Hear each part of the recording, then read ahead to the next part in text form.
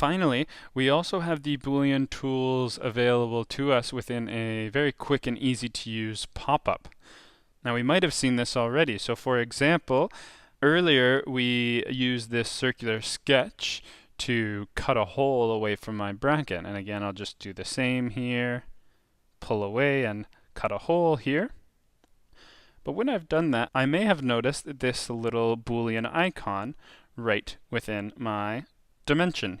If I just tap on that Boolean icon there, you can now see those exact same Boolean options come in. So in this case, Shapr3D has determined that you probably are looking to subtract in this case, cut away that circular hole.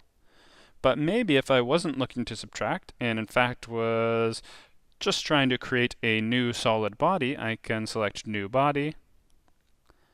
And now, instead of subtracting, it has actually done an extrusion. In just the same way, I'll use this circle and do the same.